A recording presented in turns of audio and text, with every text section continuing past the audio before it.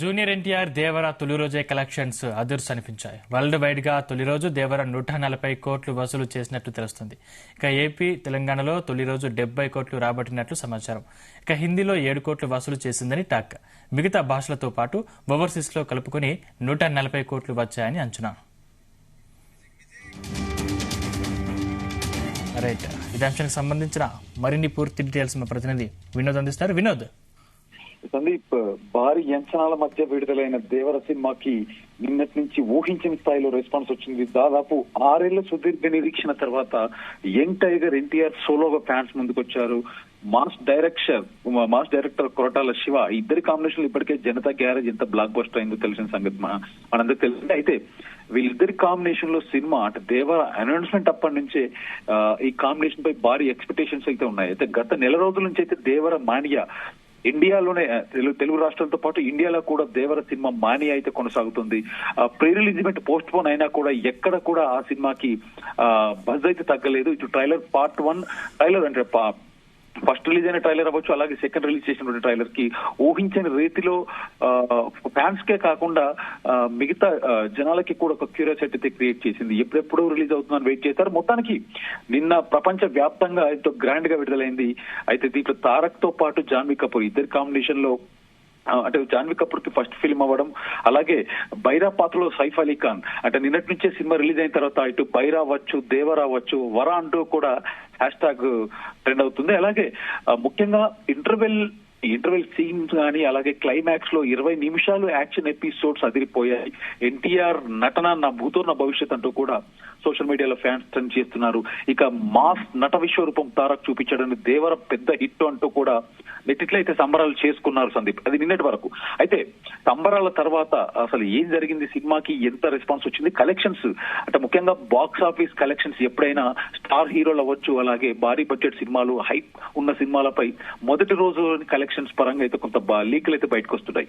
ఇక దేవర తొలి రోజు బాక్స్ ఆఫీస్ వద్ద అయితే అద్భుతమైనటువంటి ఓపెనింగ్ సాధించినట్టు ట్రేడ్ విశ్లేషకులు అంచనా వేస్తున్నారు సందీప్.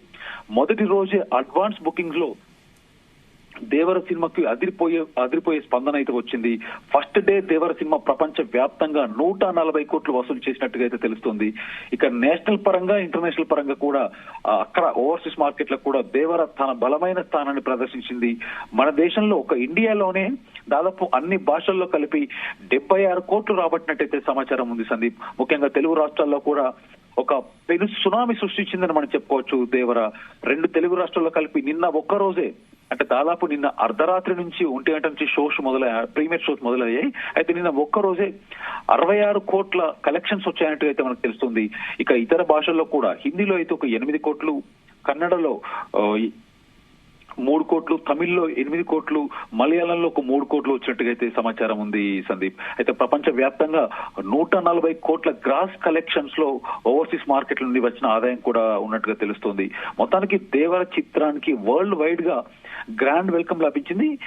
అయితే తారక్ యాక్టింగ్ అవ్వచ్చు, అనిరుద్ధ్ మ్యూజిక్ అవ్వచ్చు, ఇటు సైఫ్ అలీ ఖాన్, అలాగే దేవరపై మొదటి నుంచి దేవరపై ఉన్న అంచనాలు, సో వీటన్నింటిని కొల్లగొట్టి ఇది అభిమానులకే కాదు సగటు సినిమా ప్రేక్షకుడిని కూడా ఒక క్యూరియాసిటీ క్రియేట్, సగటు సినిమా ప్రేక్షకుడికి కూడా ఎప్పుడెప్పుడా దేవర రిలీజ్ అవుతున్నట్టు ఒక క్యూరియాసిటీ క్రియేట్ చేసింది. ఏది ఏమైనా మొత్తానికి బాక్స్ ఆఫీస్ కలెక్షన్స్ నిన్నటి రిపోర్ట్ చూస్తుంటైతే ఒక సునామీలా దూసుకెళ్లిపోతున్నాయి కలెక్షన్స్. ఇక ఇవాళ సాటర్డే, సండే, మరి ఇంకొక 2 రోజులు దసరా హాలిడేస్. సో ఇంకా దేవరకి తిరుగు లేదు కలెక్షన్స్ పరంగా. ఇటు సినిమా నిర్మాతలకి బిజినెస్ పరంగా కూడా ఎక్కడ ఎలాంటి అంటే కలెక్షన్స్ రావడము, రెవెన్యూ రావడం, నిర్మాతలకి లాభం రావడం కామనే. కానీ బాక్స్ ఆఫీస్ కి తలదన్నేలా అంటే నిర్మాతలకు కూడా ఊహించని రీతిలో కలెక్షన్స్ అనేది ఇది చెప్పుకోదగ్గ విషయం. ఎందుకంటే వరుసగా ఇప్పుడు దసరా హాలిడేస్ ఉండడం అవ్వచ్చు, అలాగే ఈ రోజు ఈ వీకెండ్స్ కూడా సినిమాకి మరింత కలిసి వస్తుంది. ముఖ్యంగా పార్ట్ 1, పార్ట్ 2 దేవర పార్ట్ 1 ఒక క్వశ్చన్ మార్క్, ఒక క్యూరియాసిటీ. అంటే పార్ట్ 2 లో ఏం జరిగిందో తెలియాలంటే డెఫినెట్ గా దేవర బిగ్ స్క్రీన్ పైనే చూడాలి.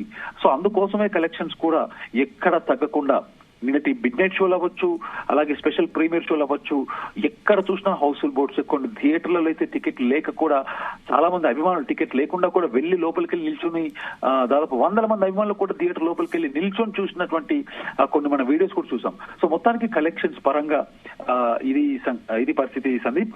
ఏది ఏమైనా 140 కోట్ల అంటే దేవర మూవీతో రాజమౌళి నెక్స్ట్ మూవీ ఫ్లాప్ అన్న సమస్య తొలగిపోయింది అనుకోవచ్చా?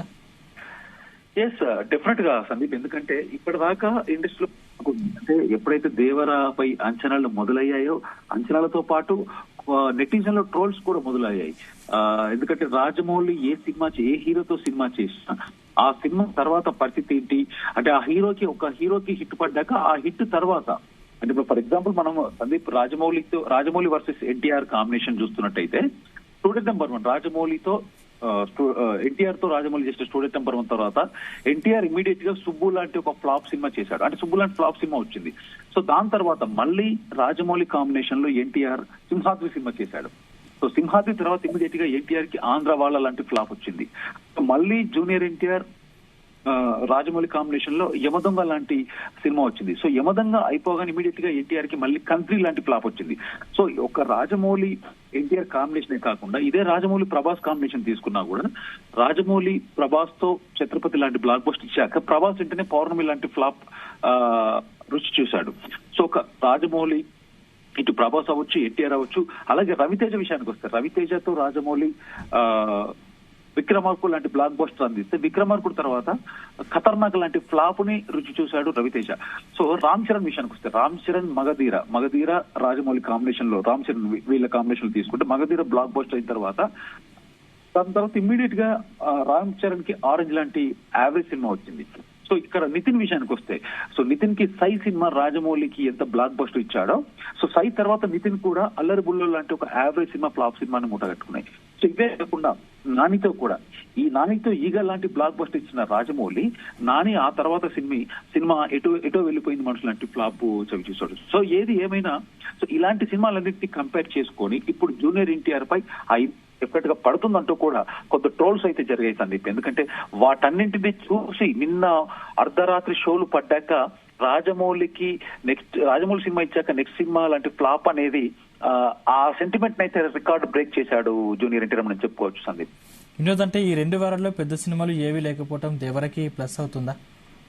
డెఫినెట్ గా మనం చెప్పుకోవాల్సింది ఇప్పుడు 2 వారాలే కాదు, ఇప్పుడు దసరా హాలిడేస్ కూడా ఉన్నాయి కాబట్టి డెఫినెట్ గా ఈ వీకెండ్ కలెక్షన్స్, నిన్నటి కలెక్షన్స్ చూస్తుంటే అయితే ఇంకా రికార్డ్స్ బ్రేక్ అని మనం చెప్పుకోవచ్చు. సో ఇప్పుడు ఈ వీకెండ్ తో పాటు దసరా హాలిడేస్ 3వ తారీఖు నుంచి దసరా హాలిడేస్ కూడా ఉన్నాయి కాబట్టి దసరా వరకు దేవర జాతర కొనసాగుతూనే ఉంటుందని చెప్పుకోవచ్చు. దసరా వరకు దేవర జూనియర్ ఎన్టీఆర్ కలెక్షన్ల సునామీ పరంపర కొనసాగుతుందని మనం చెప్పుకోవచ్చు డెఫినెట్ గా Sandeep. Right, thank you Vinod.